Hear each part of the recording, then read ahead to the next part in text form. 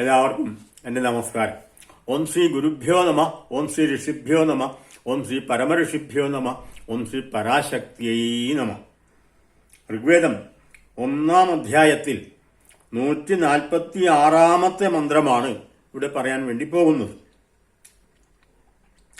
യുക്ഷാഹ്യരൂഷിരഥേ ഹരിതോ ദേവരോഹിത താഭിർദേവാൻ ഇഹാവഹ. അന്വയം: ഹേ ദേവ അഗ്നേ അരുഷി ഹരിത രോഹിത രഥേ യുക്ഷുഹൈ താഭി ഭടവാഭി ഇഹ ദേവാൻ ആവഹ. ഇതാണ് അന്വയം. അരുഷി ഗതിവേഗമുള്ള, വേഗത്തിൽ ഗമിക്കുന്നതായിട്ടുള്ള, ഹരിത രോഹിത രഥേ യുക്ഷുഹി താഭി ഭടവാഭി ഇഹ ദേവാൻ ആവഹ. തേരിൽ ഇരുത്തി ദേവന്മാരെ ആനയിച്ചാലും. അരുഷി ഗതിവേഗമുള്ള, ഹരിത തേരിൽ യഥാസമയത്ത് യഥാസ്ഥാനത്ത് എത്തിക്കാൻ കഴിയുന്നു.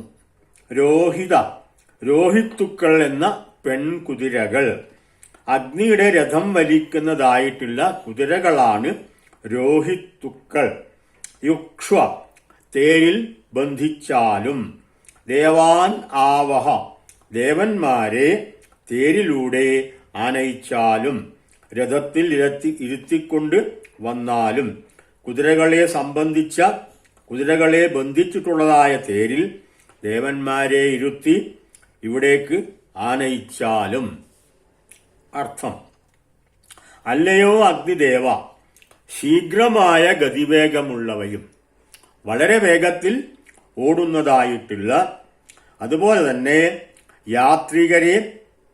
യാത്ര ചെയ്യുന്നവരെ യഥാസ്ഥാനത്ത് യഥാസമയത്ത് എത്തിക്കാൻ കഴിയുന്ന, യാത്ര ചെയ്യുന്നവരെ യഥാസ്ഥാനത്ത് സ്ഥാനം തെറ്റാതെ യഥാസമയത്ത് എത്തേണ്ട സമയത്ത് തന്നെ എത്തിക്കുന്നതായിട്ടുള്ള രോഹിത്തുക്കൾ എന്ന കുതിരകൾ. അഗ്നിയുടെ കുതിരകളുടെ പേരാണ്, അഗ്നിയുടെ തേര് വലിക്കുന്നതായ കുതിരകളുടെ പേരാണ് രോഹിത്തുക്കൾ എന്ന പെൺകുതിരകൾ. ആ കുതിരകളെ രഥത്തിൽ പൂട്ടിയാലും ആ രഥത്തിലിരുത്തി മറ്റ് ദേവന്മാരെ വേഗത്തിൽ തന്നെ യാഗവേദിയിലേക്ക് എത്തിച്ചാലും, ഞങ്ങൾക്ക് അനുഗ്രഹങ്ങളെ ലഭിക്കാൻ സഹായിച്ചാലും. അല്ലയോ അഗ്നിദേവ, രോഹിത്തുക്കൾ എന്ന കുതിരകൾ വലിക്കുന്നതായിട്ടുള്ള തേരിൽ ഇരുന്നുകൊണ്ട് അങ്ങ് വളരെ വേഗം തന്നെ ഞങ്ങളുടെ യാഗവേദിയിലേക്ക് എത്തിച്ചേർന്നാലും. അഗ്നിയോടുള്ള സ്തുതിയാണിത്. ഈ രംഗം ഇവിടെ അവസാനിക്കുന്നു. വീണ്ടും കാണാം. നമസ്കാരം.